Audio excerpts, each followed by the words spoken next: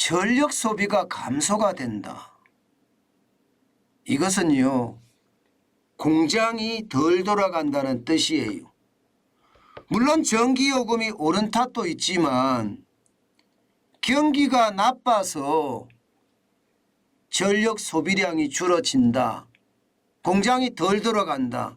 이 말이 더 지배적입니다. 여러분, 이 지표를 한번 보세요. 전월 대비 12월입니다. 작년 12월이요. 전력 사용량 감소율입니다. 1.5%나 줄었습니다. 일반적으로 여러분, 경제 규모가 크가는 나라, 대한민국처럼 성장 가도에 있는 나라들은요, 전력 소비량이 계속 늘어납니다. 가계 부채가 늘어나듯이 전력 소비량도 늘어나는 게 일반적이에요. 그만큼 경제 규모가 커진다는 뜻이니까요. 그런데 이게 줄어든다? 이 말은요, 경기가 하강 곡선을 그리고 있다 이 말이에요. 더 큰 문제는 여러분, 이게 12월만 1.5% 떨어진 게 아니라는 사실입니다. 지금 11월은요 마이너스 1.9%입니다. 10월에는요 0.7% 올라가기는 했지만 여러분 기저효과예요. 9월에 2.2%가 떨어진 그 기저효과로 0.7% 올란 듯이 보인 거예요. 그럼 결론적으로 2달 연속이 지금 떨어졌다는 거고, 더 심각한 것은요 11월에 1.9%가 떨어졌는데 거기에 또 떨어졌다는 이야기니까, 전월 대비거든요. 전월 대비. 예, 또 떨어졌다는 이야기니까 저는 이게 좀 충격이 된다고 봅니다. 전년 대비입니다. 11월이 떨어지고 1.9%가 떨어지고 12월이 또 1.5%가 떨어졌다는 것은 여러분, 결국 저는 굉장히 충격적인 상황이 벌어지고 있다 이렇게 생각을 합니다.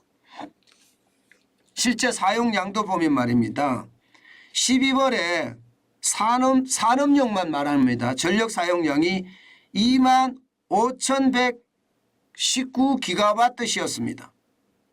그런데 작년에는, 그러니까 전년이죠. 2021년에는요. 25,509기가와트입니다. 1.5%가 확실히 줄어들었습니다. 예. 이것은 여러분 결국 말입니다. 시장의 불안감이 커진다는 거고요. 제조업으로 돌아오면 또 상황이 더 달라집니다. 제조업 전기 사용량은 22,587기가와트/시에서 말입니다. 예, 지금 1년 전보다가 비교를 해보면 마이너스 2.1%입니다. 제조업은 더 많이 깨진다는 이야기잖아요. 11월에도 마이너스 2.0%였거든요. 결국은 더 많이 불어진다는 이야기가 되는 거고요. 서비스 산업도 마찬가지입니다. 전년 동기 대비해서 0.6%가 줄어들었습니다. 예, 그래서 13,717기가와트시. 아니 서비스 산업은 여러분 장사가 안 되니까 자영업자분들이 이게 전기를 끌 수도 있습니다. 저만 하더라도 전기를 최소한으로 켜려고 노력을 하거든요. 그런 생각을 해보면 여러분 결국 말입니다.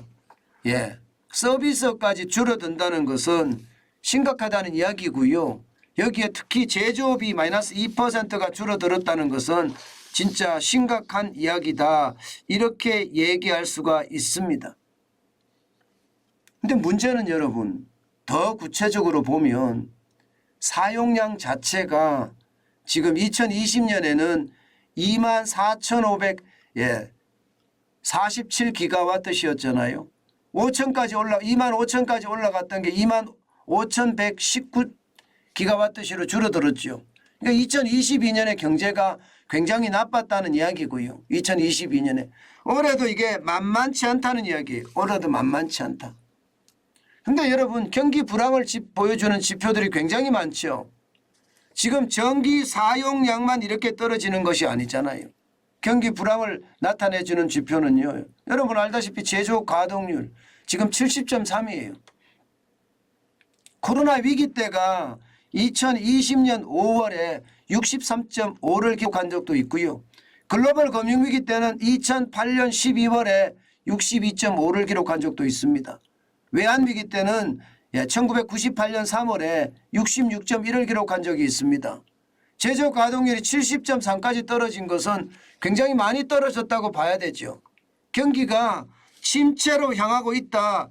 이것을 실질적으로 나타내고 있다. 이렇게 이야기합니다. 지표가 참 나쁩니다. 게다가 수출도 지금 마이너스로 돌아선 지 오래됐고요. 1월에 수출은 마이너스 16.6%나 떨어졌습니다. 작년 11월에 14.1%보다 더 수출의 낙폭은 늘렸습니다. 그만큼 충격적이라는 이야기죠. 이게 여러분 지표라는 게 사실 한 개 지표는 거짓말을 할 수가 있어요. 거짓말이라고 보다는 왜곡이 될 수가 있어요. 그런데 여러 개 지표가 이렇게 침체를 가리키는 것은요. 거의 왜곡이 될 수가 없습니다. 그만큼 말입니다. 지금 경기 침체는 현재 불황 중이다. 이렇게 이야기할 수가 있습니다. 전기 사용량이 떨어지죠. 여기다가 제조 평균 가동률이 70.3으로 굉장히 많이 떨어졌죠. 수출까지도 마이너스 16.6%가 되니 지금이 경기 불황이다. 이 말이 틀린 말이 아닌 거죠. 그 정도로 말입니다. 상황이 좋지 않고요. 추경호 경제부총리도 추경에 대한 이야기가 솔솔 나와요. 왜냐하면 물가가 잡히면 그때부터는 경기다 이런 말을 썼거든요. 물가가 잡히면이라는 단서를 달았습니다. 그런데 지금 물가는 사실 안 잡히고 있는데 추경호 경제부총리는 하반기 들어가면 잡힐 거다 예상을 합니다. 그러면 하반기에 물가가 잡힐 것을 예상해서 그 전에 추경을 한다. 지금 경기가 그만큼 나쁘다. 이런 말이 되는 거죠. 그러나 쉽지 않을 겁니다. 1월에 물가가 5.2%로 오른 데다가 2월 달에도 공공요금이 오르면서 소비자 물가가 더 오를 조짐을 보이고요. 심지어 대한민국뿐만 아니라 미국도 지금 1월에 소비자 물가가 12월보다 더 올라갔을 가능성이 굉장히 높아지고 있다고 합니다. 그렇게 되면 긴축에 대한 상황이 나오고요. 자칫 잘못하면 미국이 지금 2월 1일 날은 0.25%를 올렸지만 3월 22일 날은요. 0.25%가 아니라 0.5%를 올릴 수 있습니다.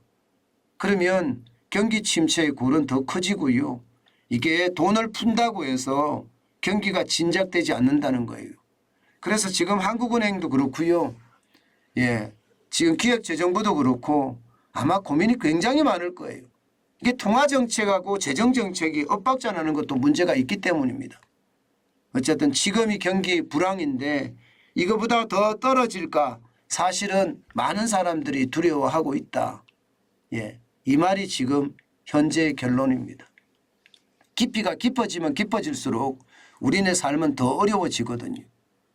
이게 V자 반동으로 이렇게 바로 떨어졌다가 확 치고 올라가는 그런 상태라면 고통도 참아낼 수가 있지만 L자형이잖아요. 깊이가 지금은 얕아요. 그런데 이게 자꾸 깊어진다고 생각을 해보세요. 그런 게 그게 오래 간다고 생각을 하면 이게 경기 침체의 고통은 다른 그 어느 때보다 커질 수도 있다는 게 지금 시장의 분석이고요. 또 전문가들의 분석입니다. 여러분 반드시 말입니다. 불황에 대비하는 전략 저는 개개인마다 가지고 있어야 된다고 생각을 해요. 그것이 결국 이 불황기에 살아남는 방법이 아닐까 저는 다시 한번 생각해 봅니다.